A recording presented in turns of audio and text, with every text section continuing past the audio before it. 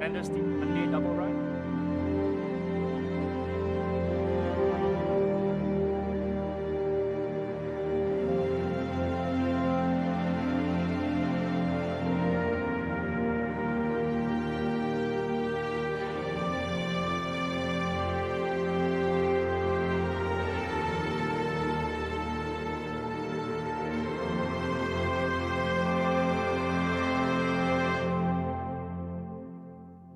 Line start.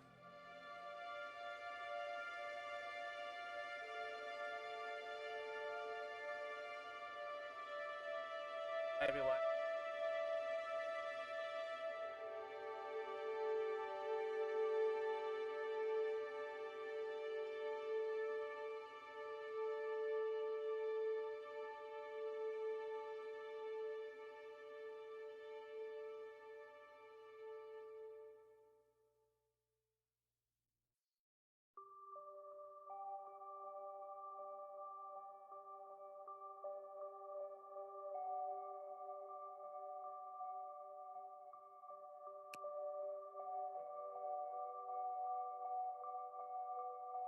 Starting pad.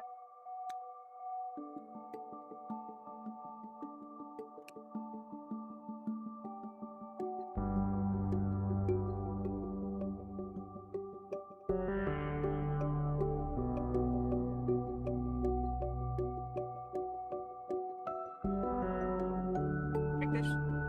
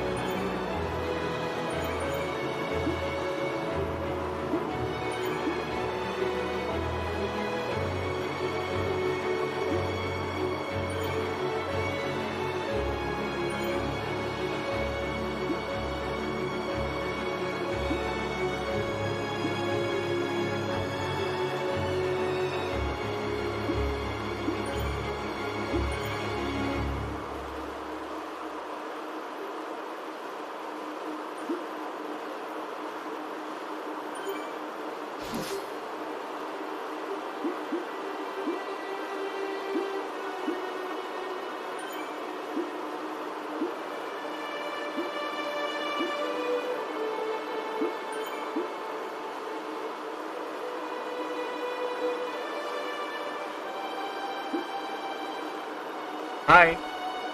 Sorry. Thanks for joining us today. Yeah, I've been having some microphone issues lately, so I'm not so sure what's going on, but yeah, we'll sort it out soon.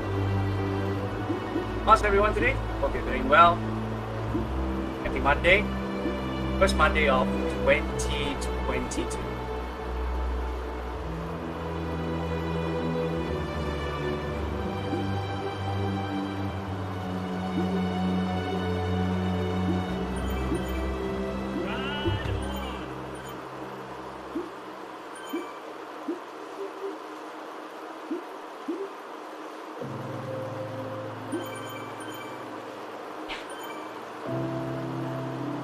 Ugh. Seriously? Roll up? Power up?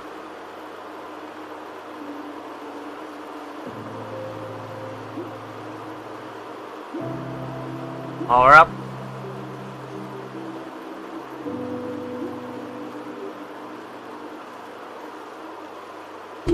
No way. No way.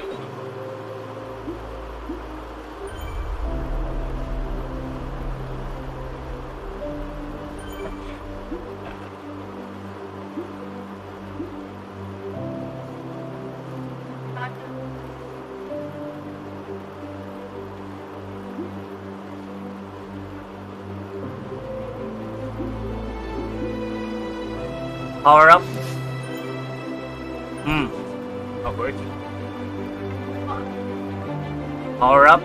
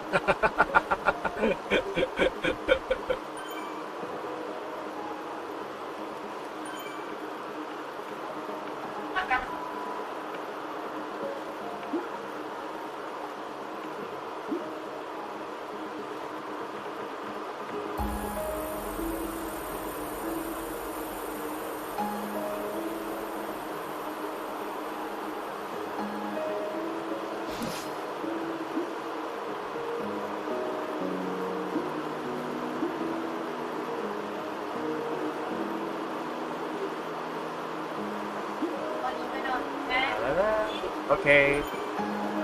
Eat. Right now, coming through.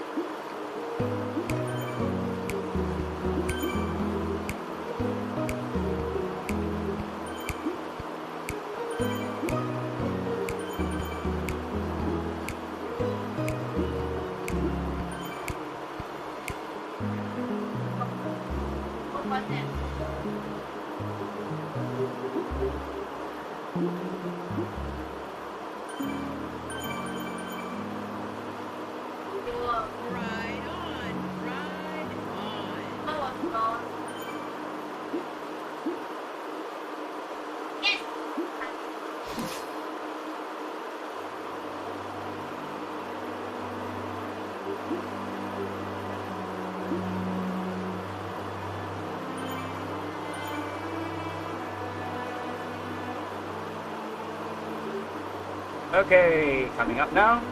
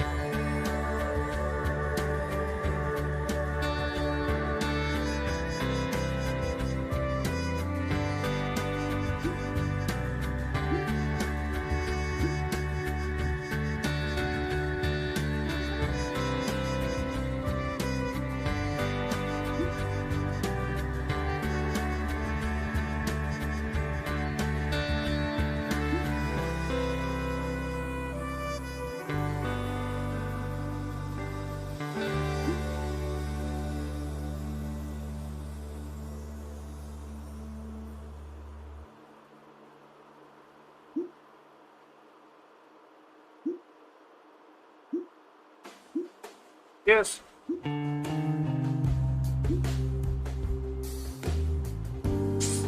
Thanks, Bob. How are you, Bob? Ian? Happy New Year to you.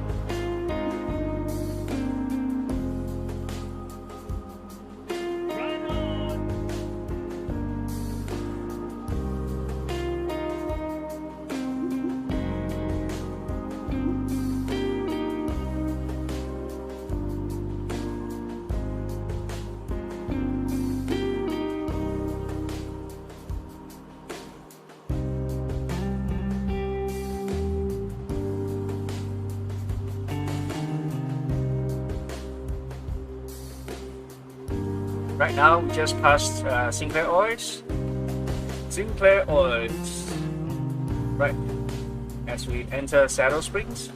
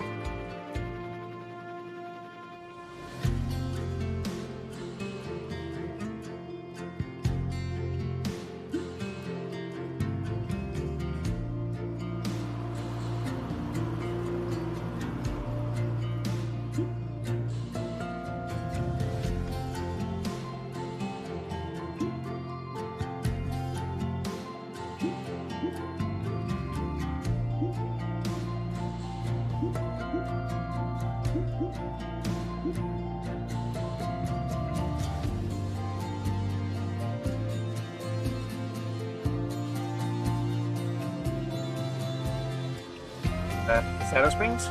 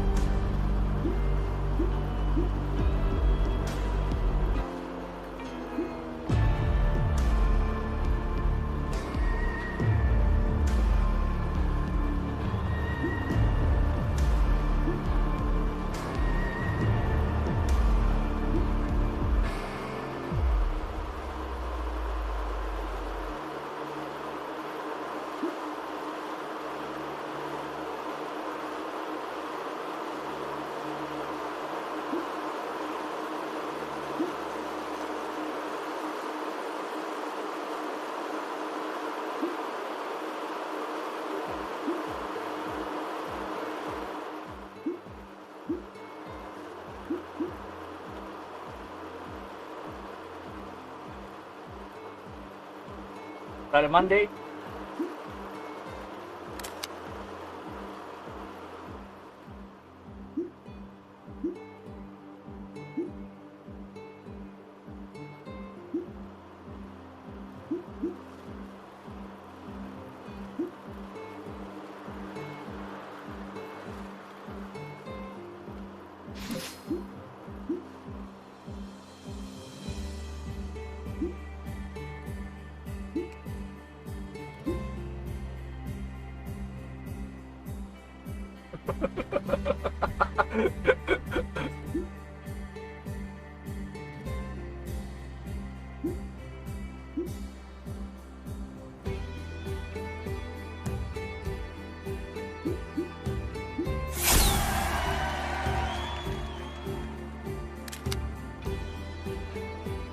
Okay, everyone. With that, we will take a short break. Okay, as we come back and join the peloton in Monday recovery ride, Sanders team again. So give me a couple of minutes while I restart the whole thing, then we'll be back. And meanwhile, we'll take a short break. Be right back.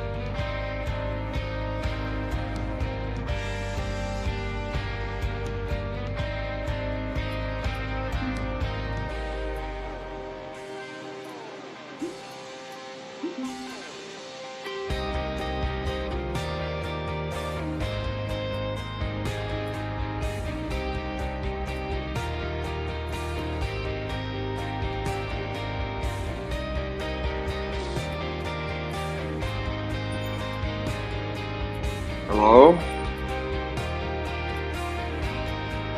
Hi, how are you? Good. Happy New Year to you. I'll bet. I mean,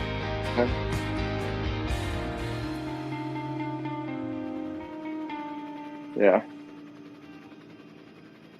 No, I slept in till about 6:15 this morning. I'm gonna just post a little notice to join the chat.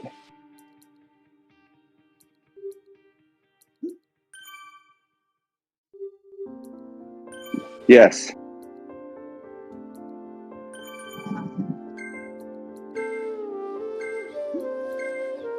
Hi, Warren. How are you? Good morning. Is this the recovery ride here that we're Yes, it sitting on? is. Okay. I was trying to figure out which chat to join. So. I know. I joined this one. Normally we join the general voice chat, but Patrick's the chief, our jefe, our Taicho. So I joined with him. Oh, okay. So, yeah, I would normally would have joined the voice chat, but I get it now. Yeah. Ride. Thank you. Yesterday I did 47 miles outside. I thought I had a window. I thought I had a window, but as soon as but the weather was very changeable. It ended up being 40 degrees and a little rainy. We got some bits of dry skies, but it was so moist that it felt like it was raining anyway. But we said screw it and just did it anyway. And where do you live?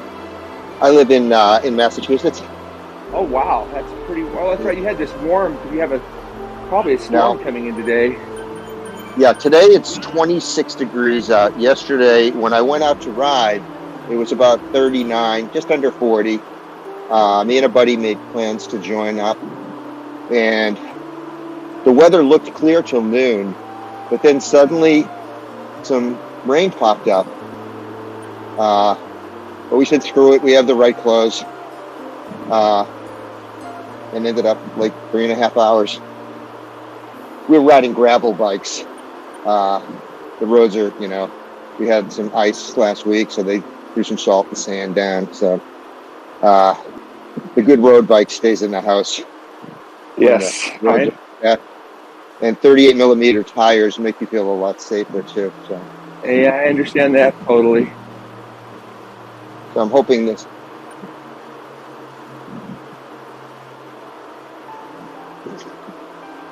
Well, that's a good reason to have a kicker, huh? Or whatever. What trainer are you riding? Yeah, no worries. I actually got a ride in outside on Friday with a group. It was cold, but it was dry, and that was about 40 miles. Again on the gravel bike. Saturday I Zwifted in the morning, and in the afternoon at 3 o'clock we got a window, and I said, oh, what the heck, so I went out for an hour. And then yesterday, but today is 26. I really don't feel like going in the woods, because that would be my option, is go on a mountain bike or something like that. But I fell last week, and I don't want to fall again. Oh, yeah, no. No, I don't know, I did something to my shoulder. It's fine for road riding, but I don't want to be popping logs or rocks or anything like that.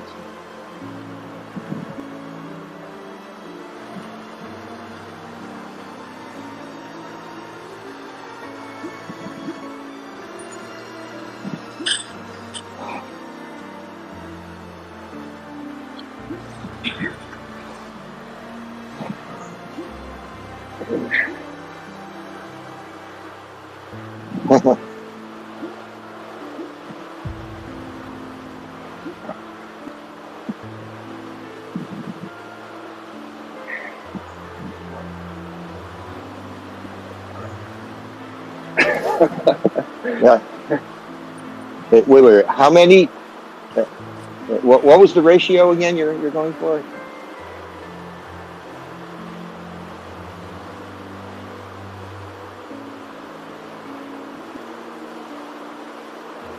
Okay.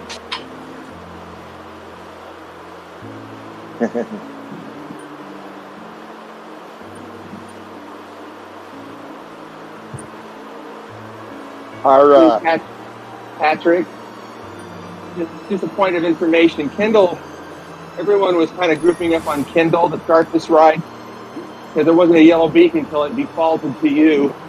So there's quite a big group behind you.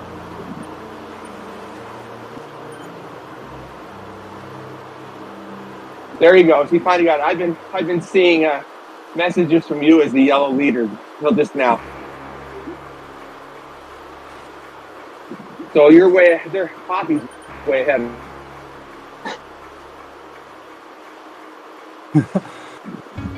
I must really be trying to recover. I think I'm last. And I'm doing 21. I got a nice little group in front of me. I'm going to just hang with them. Like I said, just looking to recover. Yesterday I fell asleep during the Patriots game. Oh, wow, yeah. Well, you know what? Trying to ride in 40 degrees and wet, you use a lot of energy. You burn a lot of energy, a lot more than if it was just dry, and certainly if it was like 60, 70 degrees, and it just sucks the life out of you.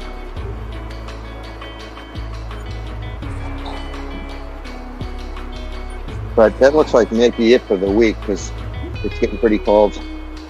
And I'm kind of bummed. I wanted to go on the trails. But even at that, it was like 23 when I got up this morning.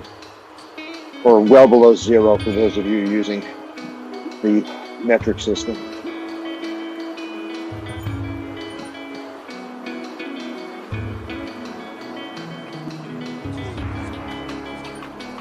Yeah, the magic number here in imperial units, if you do a ride and it's 100 feet per mile, that's considered a pretty good climb, so let's say 5,000 feet in 50 miles.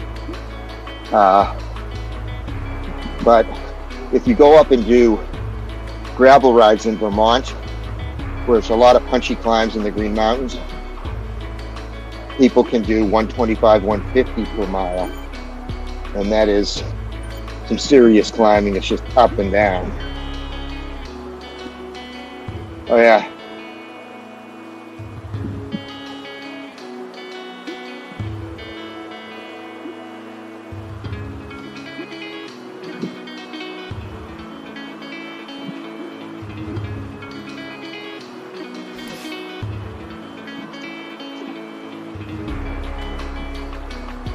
It's fun. Fun too.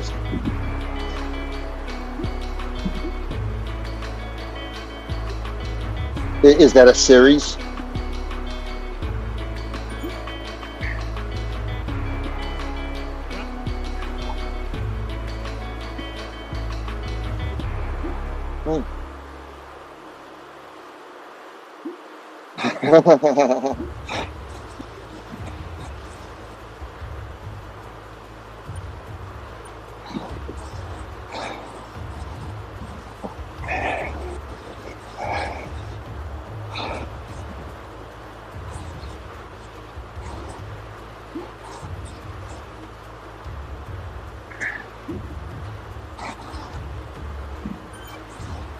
Yeah, I have a very late season goal.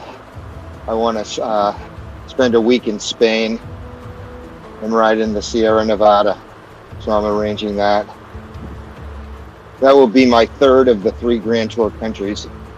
So I'll be, I did the Dolomites in 2012, the Alps in 2017, and I'll do Spain. I'm not going to do the Pyrenees or anything like that because I just found a good deal and a very good recommendation in the south of Spain. But that's not until September.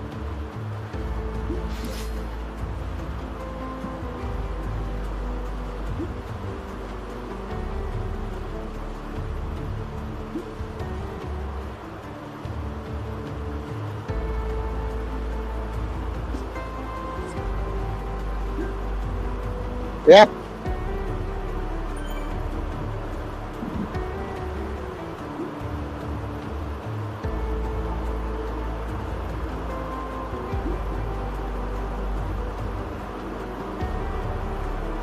Yeah, well, I'm certainly thinking by September. I mean,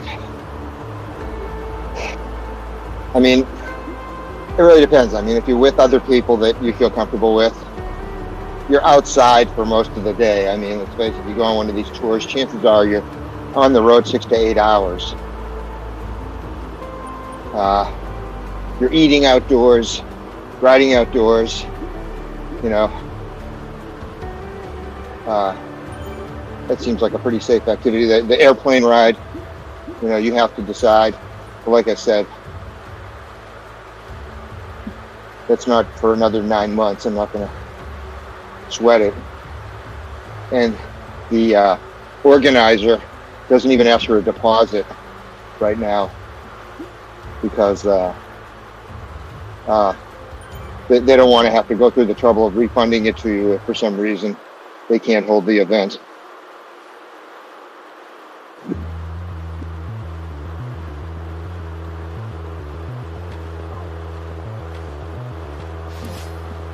Well, if you can get it. I had one for 2020 that just said, we're not giving refunds. You're just invited to the 2021 ride. So this event, called the Vermont Overland, you know, it's a pretty hard gravel ride. I did it first in 2018. It was $75. In 2019, it was $100, but I had to skip it because I had a dog that was sick. In 2020, I signed up to make up for it. It was $125, and I did it just as a makeup. But I thought it was kind of, it was getting too pricey, for a one-day event like that. And then a big deal here, and I'm sure everywhere else, is on New Year's you get all these messages that it's time to register for this, that, or the other thing. And I got a message to register for that. And this year it's $155. So I said, you know what? I'm going to just put that money towards my trip to Spain and forget about doing that event. Because you can ride those roads anytime you want. It's not like you have to be part of the event,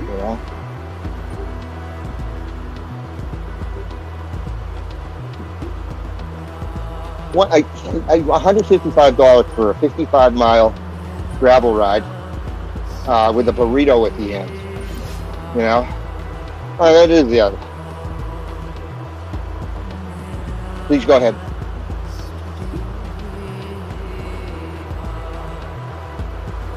Yeah. Well, unfortunately or fortunately, I'm just not at the point yet where $155 for, a half a day plus, 4 hours of driving really makes a lot of sense to me.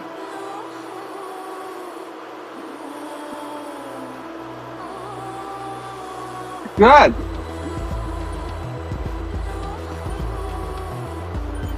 I think we just got back. I think I just passed Poppy. I think he started late, so he got dropped into the head of the main blob.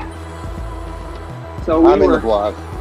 We were about 20 seconds back, but we had a good group back there to get back up. So, okay.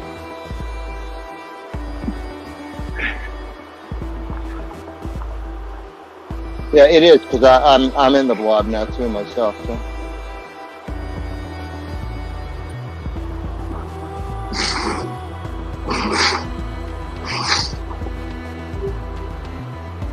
Yeah, I see you. You're just in front of me.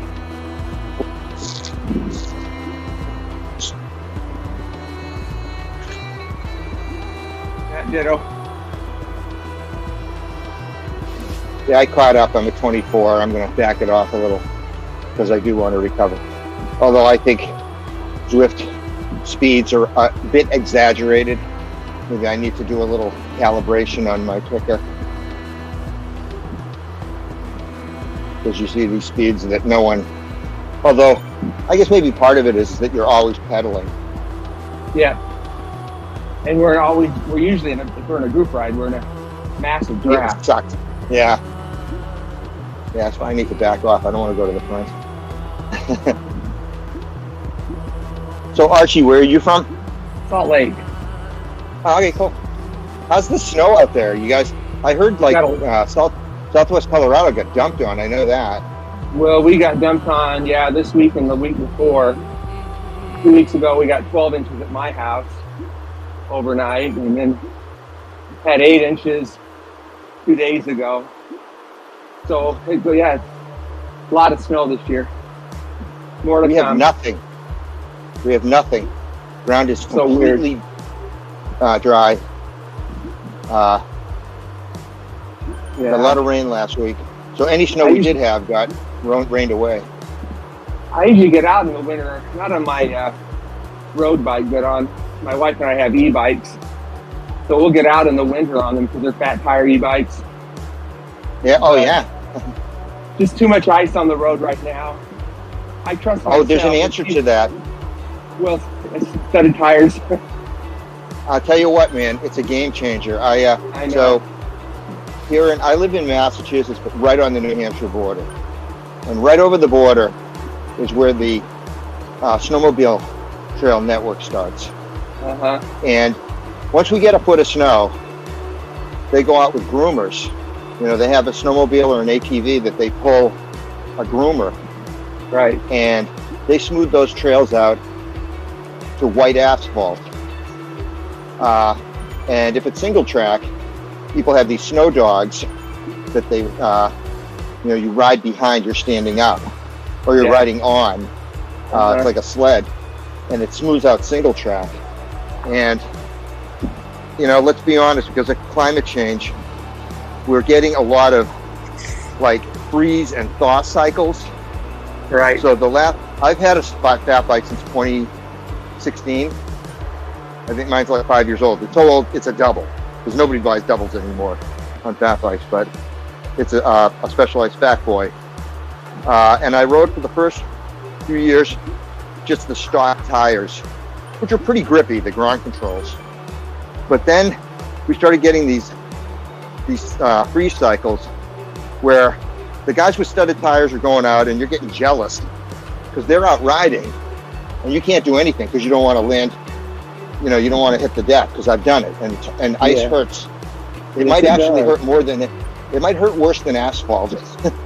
And so I got the 45 North Rothschilds, and I got to tell you, you can ride on almost anything. Amazing. We have these conservation areas where the trails are connected by Jeep roads or snowmobile trails. And some of them were literally solid sheet ice. And we were doing 25 miles per hour on them. Wow. Because those you just got to dress warm, that's all. Yeah. So I got the little pogies, the hand pogies do you have those? No, I get a pair for my wife and I to ride when we ride our bike, Yeah, so you get those. And then I bought a set. Do you wear gloves when you have your hands in the pogies, or can you go barehanded? I have sort of pseudo Raynaud's, so I need warmth on my hands. Yeah. So I actually bought battery-operated glove liners. Oh, nice. $100. They're made by a company called Anceris. I'll give them a plug. And they have a button on. They work pretty well. You just plug in the batteries. It's like a proprietary battery. It's flat, right? So it's against your wrist, and you really don't even know it's there, right? And then a button that's either red for high, yellow for medium, or green for low. And all my hand problems went away once I got those. How do you spell the name of the company? Anseris. Okay, Anceris. Okay. Yeah. I'll look them They up. also make footbeds, remote-controlled electric footbeds. I haven't gone that far because my boots are pretty warm, and I just buy a box of those toe warmers before the season. But guys I know who have them like those too. But the hand warmers, cold hands can be a real ride killer. Yeah. You know? And toes. So, So get studded tires and electric gloves. And I mean, I've ridden at below 0 Fahrenheit. Good. And of course, the rest of your body, especially if you're with a fit group, the rest of your body has no trouble staying warm. Oh, I figure it's like skiing. People say, well, how can you ride bike when it's cold? So you're skiing and you're not even working out as hard as a bike. So I assume you're talking about either cross country or back country. no, just downhill when people are skiing. Well, the problem with downhill, and don't get me wrong, I like downhill. The problem with downhill is that you do put in a hard run, then you got to hop on a lift. Right. And you're sitting there for 10 or 15 minutes freezing your ass off. Right. Sweating. The big thing here, and I'm sure out west too, because I know guys who've gone out there to do it, is earning your turns. Skinning up, skiing down. That's sort of like the gravel bike of skiing. It's like kind of a do everything ski, and it's become like I probably put on almost as many miles on my gravel bike as I did on my road bike this year. Awesome. Well, it's just, I mean, it's quieter. There's not a lot of traffic on these dirt roads. Yeah. And then every once in a while you pop into conservation areas. I mean, we have apple orchards that have roads through them we go through. It's great, you know. It's the same with backcountry skiing. If you don't want to pay the big bucks, make the investment in the equipment, and then you can skin up and then ski down. But sadly, I am off the skis this year. I hurt my knee, and it's okay for riding after about 6 weeks, but I don't want to take a chance of re-injuring it skiing. Oh yeah. I like cycling too much.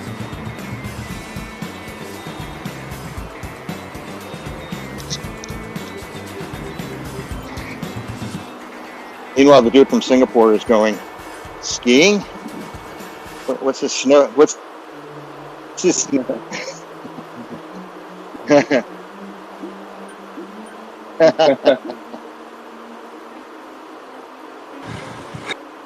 If it gets below 70 degrees Fahrenheit in Singapore, it's considered cold.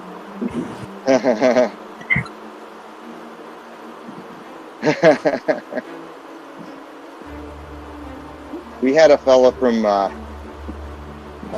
Chennai, India, visit our office when I had an office. I'm remote now. He came over. I don't know why they did this. He came over for training. They invited him to come over in January. I mean, it was several years ago. But January is like the coldest month there, and snow and everything like that. He was freezing the whole time. But I took him on a ride up to some mountains, and he had never seen snow like that. I mean, you know, if you go far enough north in India, you get to the Himalayas. But he had never done that. And I took a picture of him standing in front of a big snowbank, and he made it like his Facebook picture or something like that. He was so excited because he had never seen snow like that before. But I think he was happy to get home.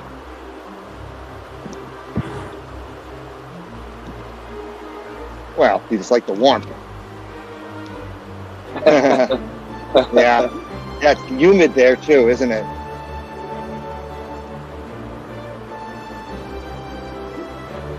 I lived in the Philippines for a while, so I know exactly what Singapore's like. It's relentless. It never stops being humid. Yeah, there's a few places in the United States that are like that, like for a few months a year, like you go to Georgia or something like that. I'm kind of a seasons fan, as I'm sure it's Archie, right? Yeah. I'm sure you're a seasons fan too. I like seasons. We went to Moab. My daughter used to live in Denver, one of my daughters. So I went out to Denver and I rode the triple bypass ride. Oh yeah. And then they, I have friends, yep, I have friends that did then they that met this summer. Yeah, it was canceled for a year at least. I think it was canceled 1 year for fire, which unfortunately they just had as well. And then it was canceled for COVID, I think, at least 1 year. But then we drove over to Moab and did a little mountain biking. My family's not, It looks like this. Well, we went to Brands. Yeah, we went to Brands, and that's the real easy stuff. My daughter and I did the Slip Rock test loop, which was enough to convince me not to do the rest of it. Well, people die there, it's like, and much better mountain bikers than I. And then we did a one night. I think it's because of how they ride it, though, to be honest. Oh yeah, no, there's no question. You have to understand the terrain that you're dealing with. It's sort of like what's that famous one that's maybe part of the whole enchilada, where your exposure is like a 300-foot drop on one side, and a lot of people just hop off the bike and just walk it. Yeah. But one night we hired a river outfit, and we went on an overnight rafting trip down to Colorado through by the Fisher Towers and stuff like that. Right. And that was just like, and this was, I think it might have been in July or August, but we lucked out. It just wasn't that hot. It was hot. But the thing that's great about a river rafting trip, unless of course you're in a high cat rapid, you can jump out anytime you want and just float along next to the raft to cool off. And that was a nice little foray into Utah. So beautiful. I feel lucky to be here. Always good riding. Hilly, mountainous, got a lot of canyons to climb, but not many flats out here to ride. That's okay. I like the challenge of climbing. Is that car dealer still going to have the Tour of Utah?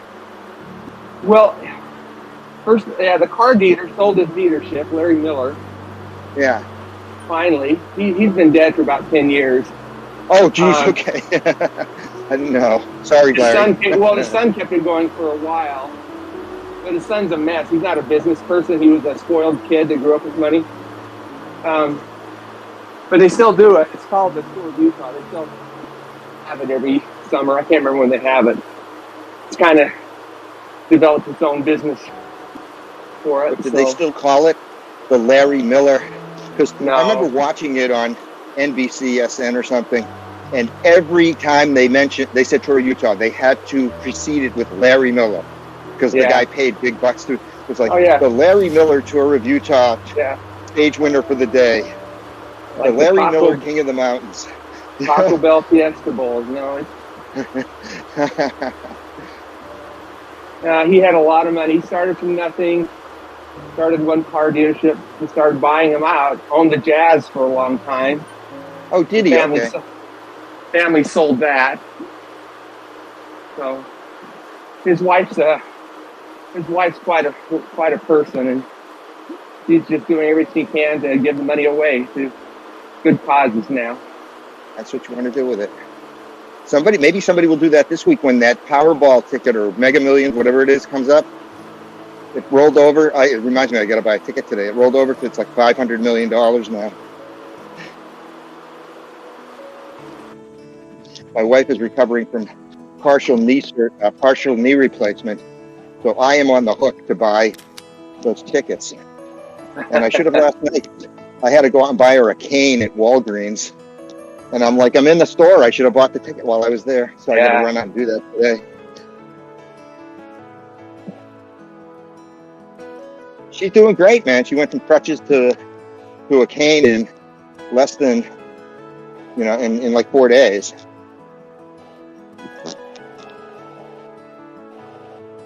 Patrick stays busy while he's talking to us. He's usually live streaming on Facebook and Twitch at the same time.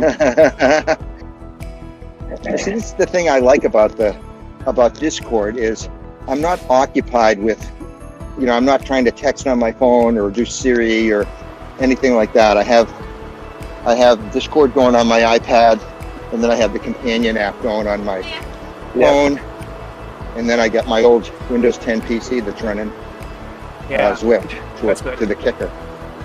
Yeah. All you need. I do have a TV down here, but it's on screensaver right now. I tried writing from my iPad. I just couldn't do it, so I use my Apple TV on a big screen. I tried to do that, but it turns out I have a second generation Apple TV. So I just use it to, you know, I'm in my basement. It's a walkout basement, so it's got windows and everything like that I can see outside. And I have a TV down here, but it's not connected to anything but the second generation Apple TV. So I can cast stuff from my phone or my iPad. Other than that, it's really not used for anything. It's always good to have an extra TV in the house.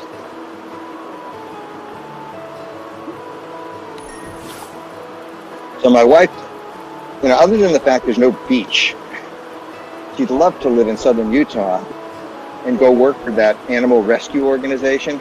Oh, yes. Best Friends. I think that's right on the border with Arizona. So. Well, it's in Kanab. It's in the southeast of Utah. Right. But she gets all their stuff and makes donations and stuff like that. I think she'd love to do that. My daughter works for them. Oh, does she? Oh, that's cool. As what? What does she do? She's in charge of their brand right now. I think she's shifting responsibilities. But they build a hotel in Kanab, and she was in charge of that project. She used to work for the local zoo, doing education for young kids and families. And then she got hired by Best Friends. That is so cool. So what's it like living in Kanab or wherever? She can live in Salt Lake and work long distance. Well, that's true. Yeah, there's a lot of remoteness, but I'm assuming at some point she lived there. Is that right, or is it? No, she hasn't. Kanab's a small town. It's either ranchers or hippies. So it's a town undergoing growing pains. About 2,500 people, a lot of red rock. And it's quite high. It's about 5,000 feet in elevation.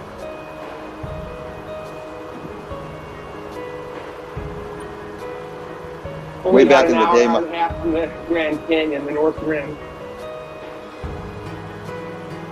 Okay, so not far from well, no, Monument Valley's further east, I guess. Yeah, Monument Valley would be a little bit of a drive. Once you get to Kanab,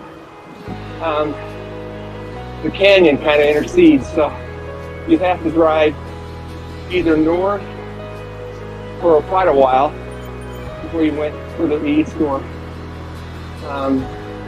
go a long way south, almost to Page. Yeah, you got to go to Page. Yeah, there's no other way to get across unless you're planning on walking. You have all that canyon area. Power up. Yeah, I used to say I'd love to go to the North Rim, and then I realized to get from the South Rim to the North Rim was like a pretty good ride. It is, but I will tell you, ignore the South Rim next time and just make it a trip of the North Rim. You'll be happy that you did. Oh yeah, I know it's considered much more remote. And scenic. It's much higher. It's much prettier. Hardly anybody there. If you go in the fall, it's absolutely stunning. All the aspen trees turning yellow to orange. Well, we have a lot of places on our itinerary when we retire, which is not that far off actually. So I'm trying to figure out. It's harder to figure out where to go now because, you know, there's certain lockdowns, places and things like that. It's kind of hard right now because, in a way, everyone's retired. Yeah, my commute is from my bedroom to my dining room, which is now my home office. My neighbor sold his house. Oh, really? I'm sorry, go ahead. I was saying I was looking forward to being retired so I'd have Costco to myself during the day, but everybody, no one works anymore. Oh, I work. Well, I mean, I they just don't have work like a normal schedule thing. Yeah. It's not as structured. To be honest, actually, I'm not sure if I like it or I don't, but I actually am pretty structured. I try and, hit the, log into Teams. I'm a high tech guy by 9 a.m. But today is a day off. So when I would normally be sitting down at my workstation, I started this ride. Yeah. So thank you. 9:05 is a nice time to start today and go upstairs. Have you ridden with the Ascenders before? Have I ridden with? Yes, I have. Maybe once or twice. For years, I was a very infrequent indoor rider. Days before smart trainers, me and a bunch of guys, and this could be 8 to 10 guys, would pack our bikes and trainers into our cars the night before. And there was a guy who had a big basement, and we would go to his house, set up our trainers, put our kits on. Well, we put our kits on before we leave the house, so we were ready when we got there in the winter. And then we throw on like a Chris Carmichael DVD. Remember those? Yeah. Wow. CTS. Suffer Fest, things like that. We actually got bored with those and started watching like adventure films or movies and just like ran our own workouts and such. Oh. I remember those videos. I have lots of them. Yeah, I had like I started with like a performance brand trainer, and then I got a Kurt Kinetic, and then a buddy of mine upgraded his kicker last year or 2 years ago, and he sold me his, which is maybe 5 years old, for a couple of $100. It's like the best deal ever. Yeah. And I had a Windows 10 PC that I repurposed from a previous job. They didn't want it back. I added some memory to it. It's not the fastest thing. I got to make sure I come down here about 20 minutes early and fire everything up to make sure I get to the ride I want to on time. But as long as you are disciplined enough to do that, once I get on it, the thing's rock solid, because I ran a piece of Cat 6 through a hole from my office through the floor, and I run wired, so I'm not depending on Wi-Fi, even though my Wi-Fi is pretty dependable. But I just use a wired connection to the PC to use Zwift. And I don't know about you guys, I only subscribe to Zwift. I know there's like Trainer Road and Ruby and Full Gas and stuff like that, and it's like Wahoo. Wahoo's got the thing now, and one is enough. And I'm always trying to find group workouts that start at a certain time, and as you can tell, I like the Discord. So if there's a Discord link, that makes it even more attractive. Awesome. Well, this is every day the same. This is every weekday at the same time. I've been varying them. I try. Most of mine are between 7 and 9 in the morning before work. Right. Only on the weekends if there's no outdoor riding opportunity.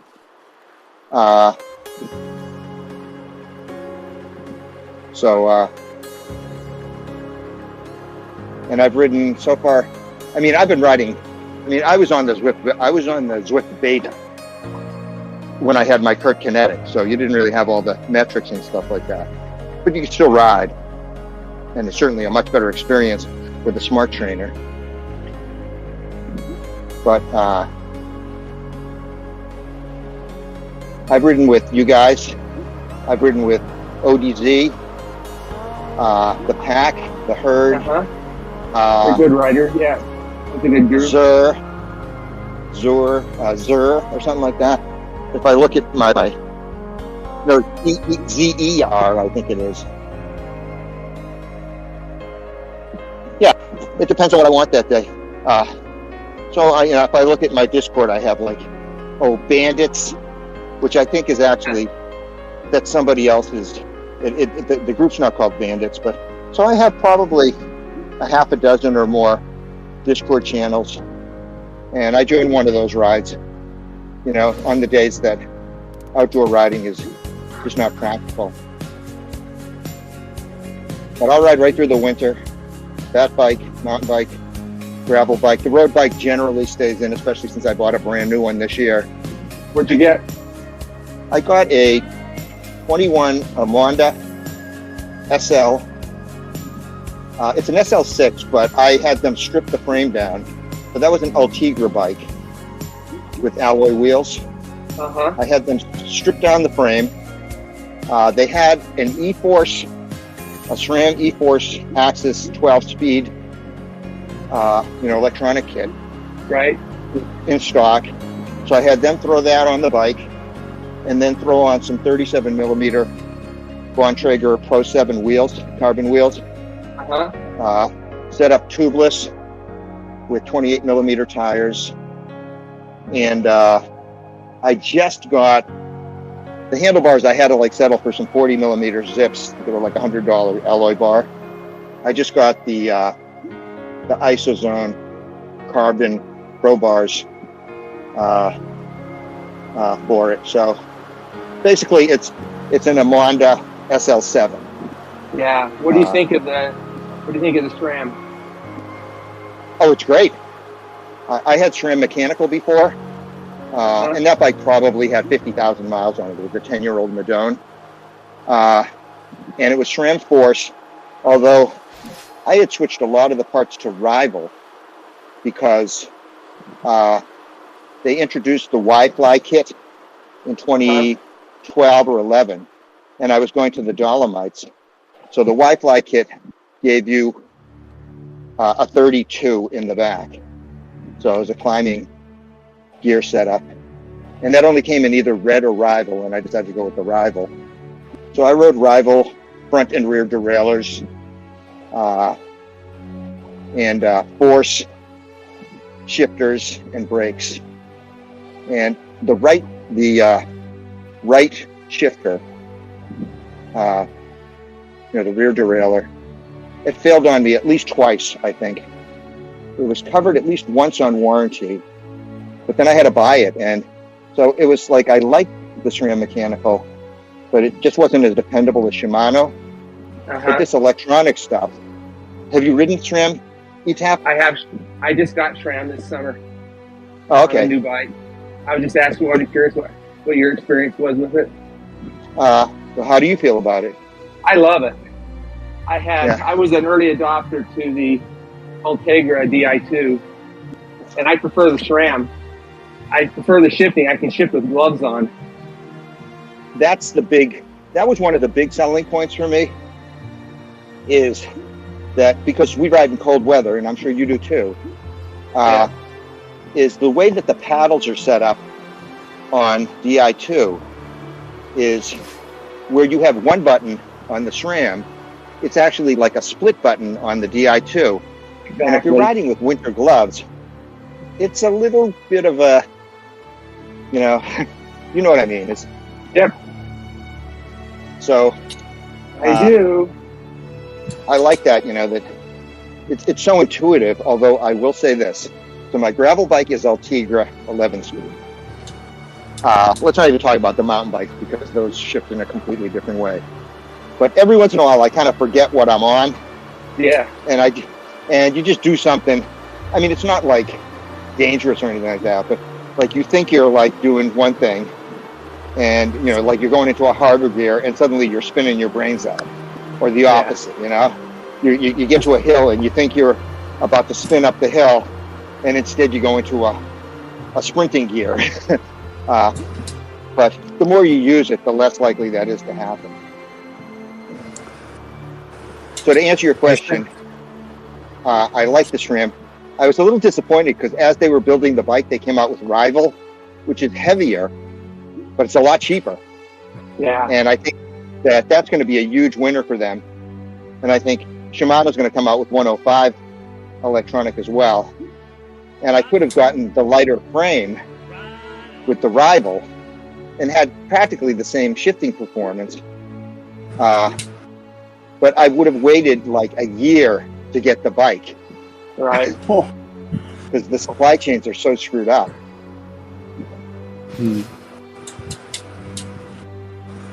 A friend of mine just went in. Oh, sorry, go ahead. Yeah, sorry, regarding this, I'm also on Di2, and I just missed the 12th gear. But on the other hand, I would miss, with SRAM, I would miss the satellite shifters on the hoods. I thought there you can actually get those. You can get those for SRAM. Yeah, extra, right? But I don't think you can put them on the hoods of the SRAM levers. You have to put them somewhere under the bar tape or so, like sprint shifters. But it's only a little downside. I'm not racing; it doesn't matter to me. Yeah, I use them to scroll through my Garmin pages. To be honest, not for shifting. Pay attention. Oh well, actually, that probably helps. I'm sorry. Yeah, just.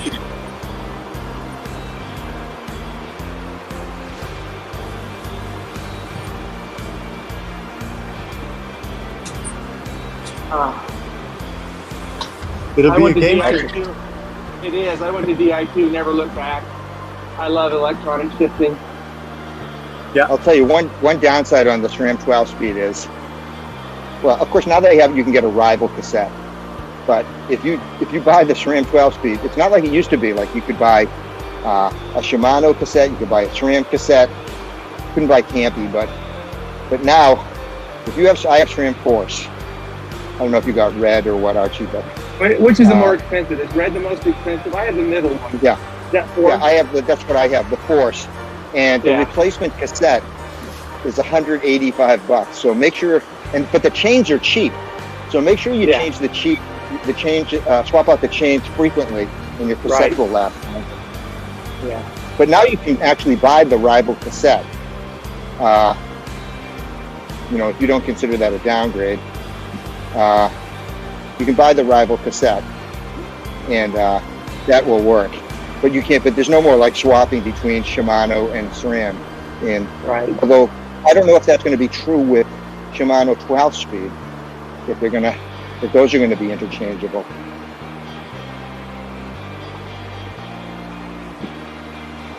Yeah.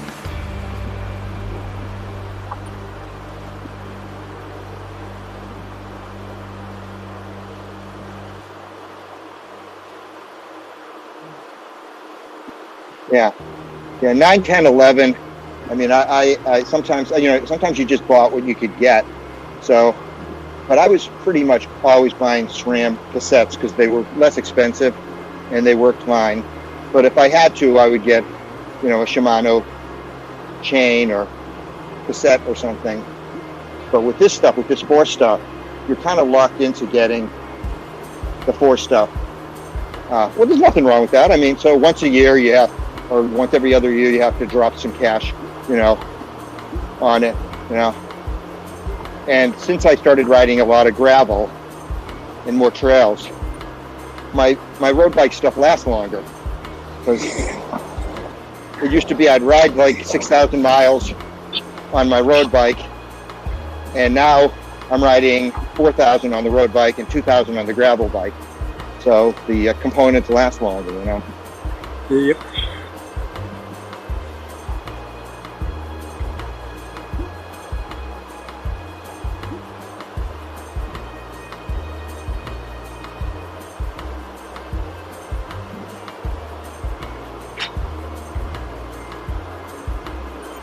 Yeah, well, that is definitely, I think, Campy's claim to fame is just the quality of the build.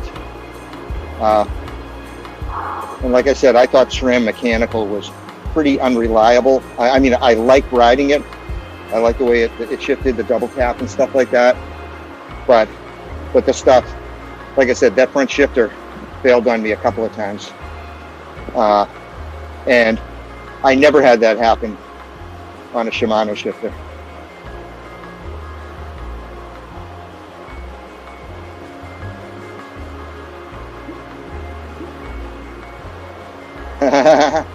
Oh, really? They haven't? Yeah. Oh, great. Nice.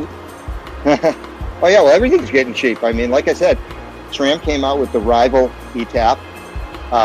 Everything seems to be pointing to Shimano coming up with 105 ETAP, and those are all, I think those are, you know, we'll get it down to about $1,000 per group set. And what you'll end up seeing is people tearing them off a bike and putting Force or Red or Alchiger or Dura-Ace, and then they'll sell them on eBay. But right now, everything's kind of upside down now, you know, so the prices on eBay sometimes are higher because nobody can get the stuff. I had a friend, who went into the Trek shop where I bought my bike, and he has an older titanium carbon bike that's starting to delaminate. So he went in, and they had a Madone, a brand new Madone, SRAM Force, 51 millimeter carbon wheels, had the Quark on it, in his size. It was around $7,000. And he said, "What do you think?" And I said, "If they have it in stock, you should buy it." I said, "What's the lead out if you decide you wanted to get it, order it?" And he said, 453 days. I said, "Buy the freaking bike. You'll have been riding it for a year and a half by the time they get another one in stock, and who knows if that'll come in." If you don't like it, you can sell it for more. Yeah, you're right. People do that. We bought a Hyundai Palisade last January and paid less than sticker. And I was looking up used Palisades that are 2 years old, a model or two lower than ours, with a lot of miles on it. It costs more than we paid for our Palisade by several $1,000s. You know, I have a similar story. We leased, and we'd never leased before. We just wanted to give it a shot. We leased a 2018 Subaru Forester. And it came up this spring for to do the payoff or to get something different. And they gave you this option to extend the lease for 6 months at the same price. And I said, let's just do that and we can think about it. And then, everything just went crazy in the automotive world. Our payoff, and mind you, this car was a little over 30 grand when it was new. Our payoff was 18, okay? 18 and change. I looked at, so I went to like cars.com or something like that. Same car, same miles, $25,000. Yeah. Amazing, I said, just keep it. I said, we'll keep it. We're going to end up with we could buy a brand new one, but those are harder to get and overpriced. So we said, just keep the lease. So we just, and the loans are like, I think it was 1.49%. Yeah. Interest. So I said, we just saved ourselves like $5,000 against buying a newer model that has like maybe a little better electronics, but this thing has everything on it, and we know how well it's been taken care of. Exactly. Yeah. So you kept the Palisade. You kept the Palisade, right? I'm not selling it. No, it's only a year old. Love the car. I was just curious how much we could get for it if we sold it. I was just stunned to see these cars $3,000, $4,000, $5,000 more than ours, more miles, and a model or two downgrade from ours. Well, I figure by the time we do decide to get rid of this, electric cars will be much more prevalent. Every day there's more companies coming out with electric options, EVs. And that's when we'll get, Subaru came out with an EV. Yeah. Basically an EV Forester called the Solterra. And I think we're going to, maybe wait a couple of years and look into that. There you go. I just want to see the range get a little better, and I'm still not sure about the cold weather efficacy, although my friends who have Teslas don't seem to have any problems. Yeah, same in Utah. They don't anybody complain about cold weather. Check out the Hyundai Ioniq 5, IONIQ 5. I saw it. It's amazing. It looks like a work of art. It's a beautiful looking vehicle. Yeah, and it's bigger than it looks. It looks like a small hatch, but it's a good sized car. But I was watching reviews about it yesterday, and reviewers were just couldn't say enough good things about it. Well, I have to say, I just don't know if everyone house. everyone goes electric. I can see plugging it in at home. I just don't know how to make a trip and compete for charging because there's just not the infrastructure on road trips. Well, whatever happened to hydrogen? I mean, is it Kia or Hyundai? One of them makes a hydrogen car now too, right? But I think Honda. It's only available in Europe or something like that, or in Asia. Well, I know Honda makes one. Okay. From what I understand, there's a lot of greenhouse gas emitted in the manufacture of hydrogen, so it's not as clean burning, but not clean making.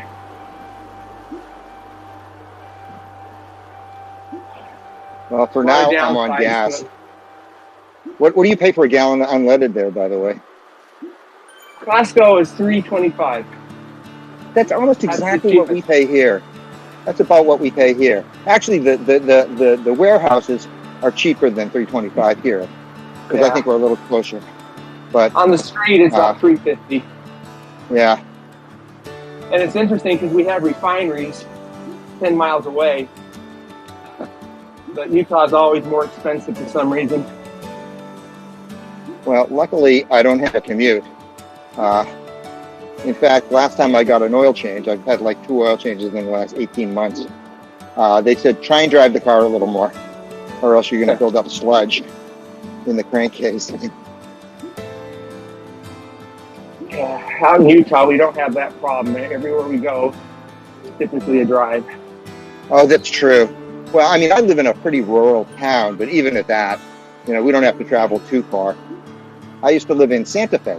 We were talking about living at altitude. I lived at about 7,000 feet. And, if you wanted to go to Albuquerque, even though Santa Fe has most everything, Albuquerque is an hour away. But then once you leave there, like if we wanted to go skiing up in Colorado, Durango or something like that, 4 or 5 hours, Yeah.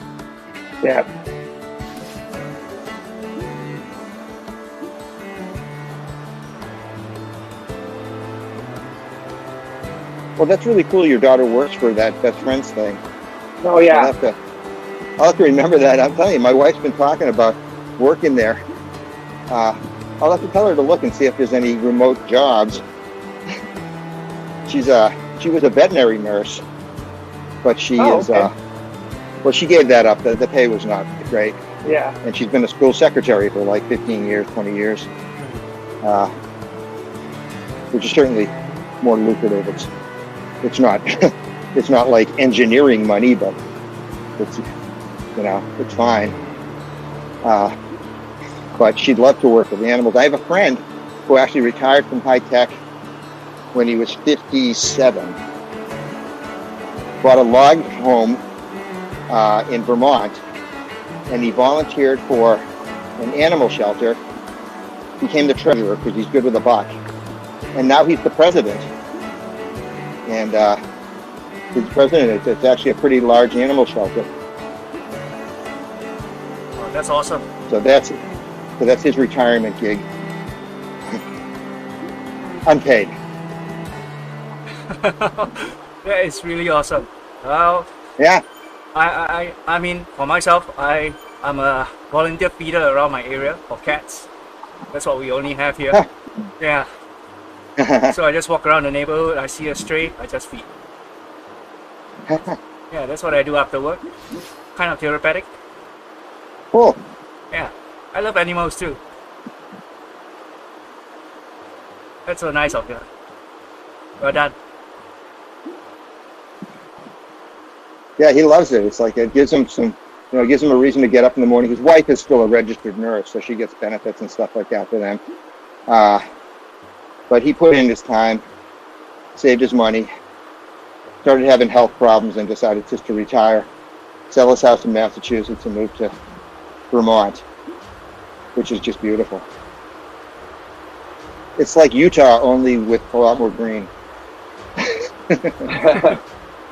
This is not a lot of people there.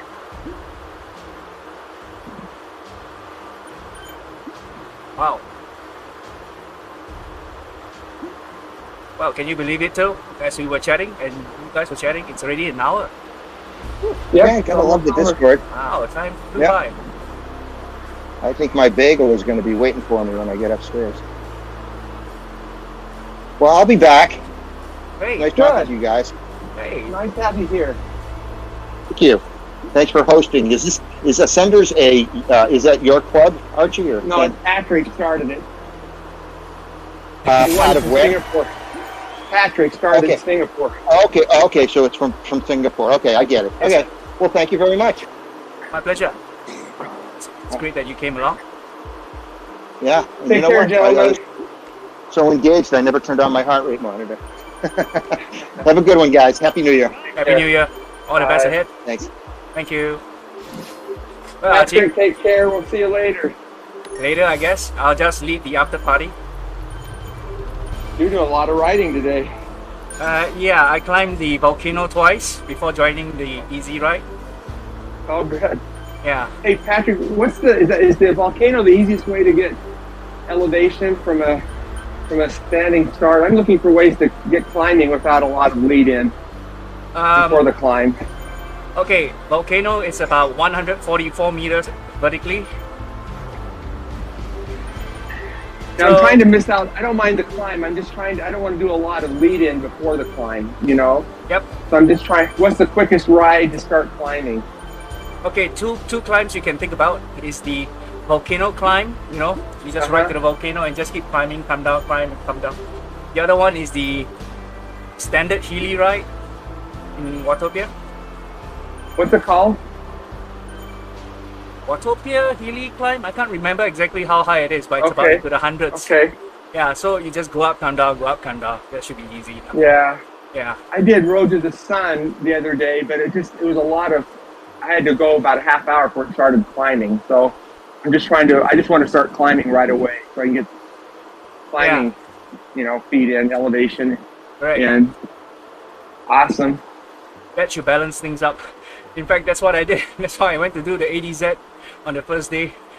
Sorry, not ADZ, but I mean, I did a combination of 1,000 meters.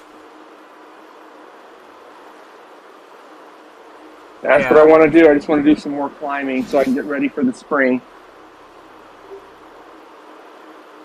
Appreciate you, Patrick. Have a good one. Have a good year ahead, sir. So, see you tomorrow, maybe? Yes. Should be okay. Awesome. Provided work is alright. I know. You know, right? Yeah. Take good care of yourselves. I'll see you tomorrow then. All right. Okay. All right. Bye for now.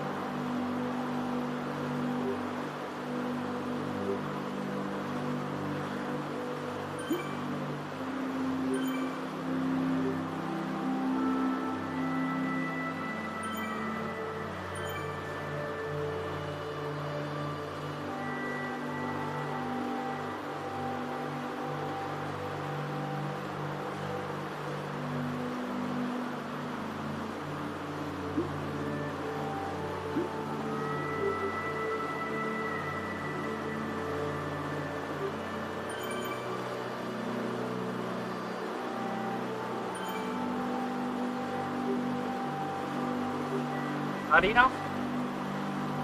It's usually one lap.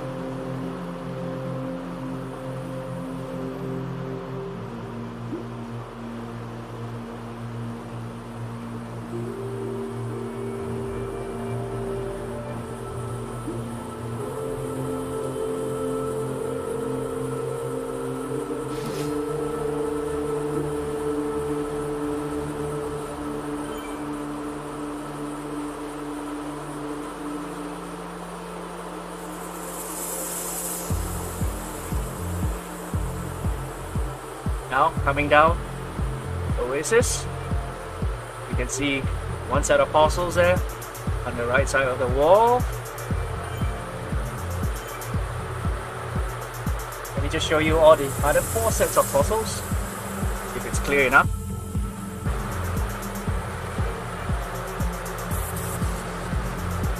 That's when view unblocked. I'll just stay right behind here for a while. Right now, you can see on the left side, as we come around the right bend there is the raptor on the wall. Yep, there's a raptor. There's one set on the floor here on the left, one on the right here on the wall. Barely. And one more on the floor here.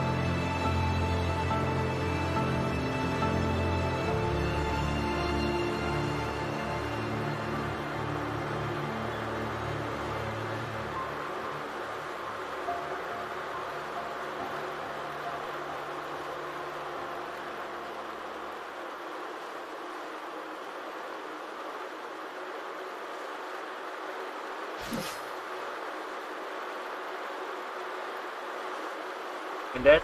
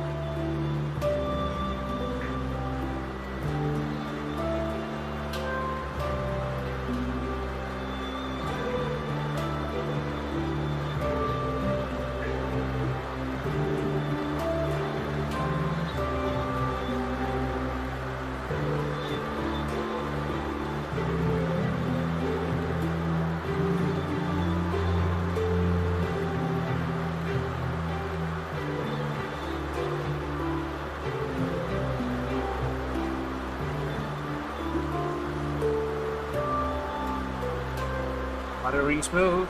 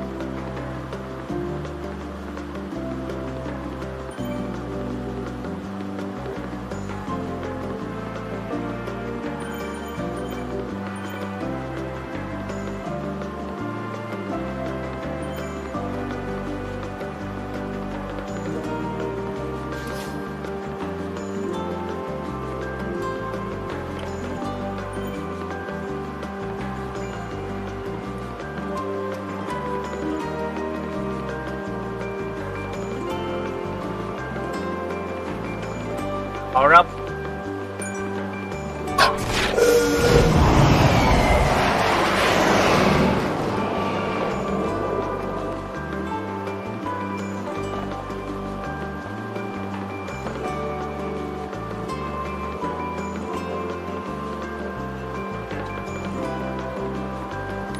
Yep. Okay. Last guy.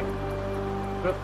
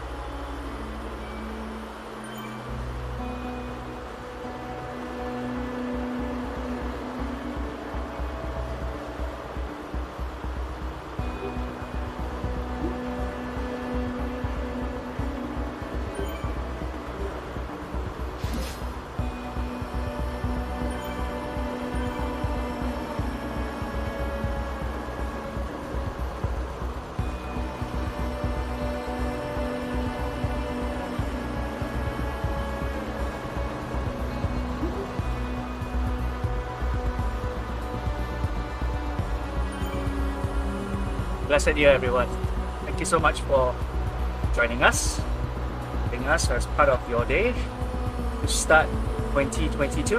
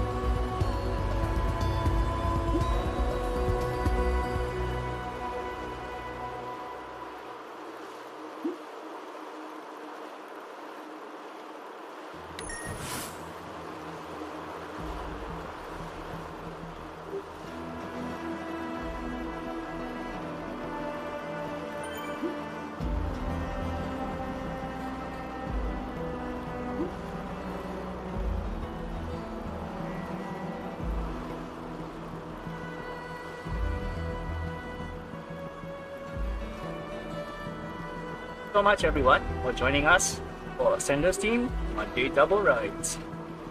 We featured the easygoing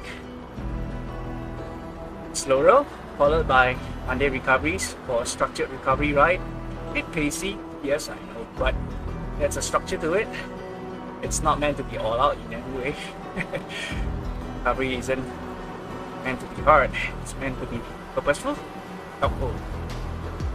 Okay. Cut the chase. It's getting late here.